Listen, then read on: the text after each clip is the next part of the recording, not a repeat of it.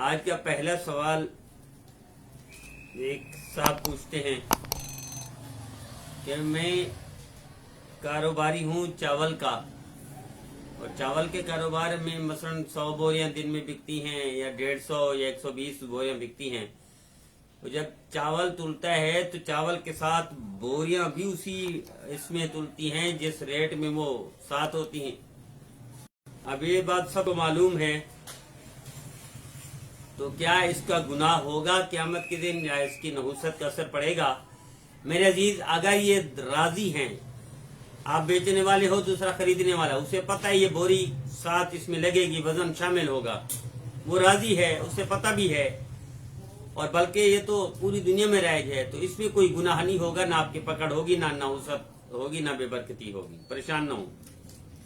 سوال پوچھا کہ ہمارے خیرپور میں ہندو فیملی مسلمان ہوئی ہے، اس میں عورت اور مرد یعنی میاں بیوی مسلمان ہوئے، بچے بھی مسلمان ہوئے، کیا ان کا نکاح دوبارہ پڑھانا پڑے گا؟ نکاح تب پڑھانا پڑتا جب بیوی مسلمان ہوتی، خاوند نہ ہوتا، یا خاوند ہوتا بیوی نہ ہوتی، تو پھر یہ نکاح کی ضرورت پڑتی، انہی کے ساتھ یا کہیں اور نکاح کرنا پڑتا، کیونکہ نکاح پھر ختم ہو جاتا.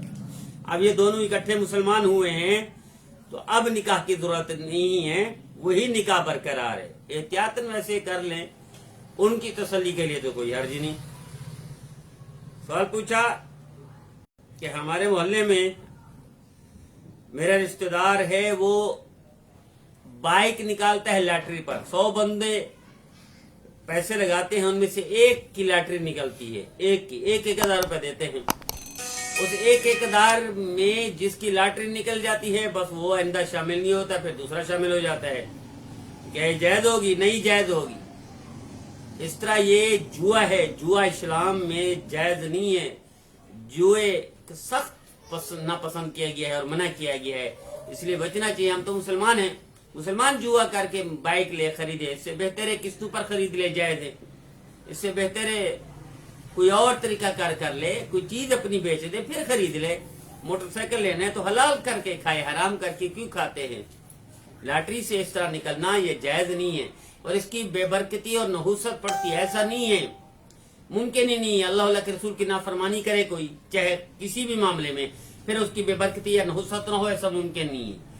جس طرح برکت ہوتی ہے حلال کھانے سے، حرام کھانے سے نحوست بھی ہوتی ہے، یہ اٹل اصول ہے.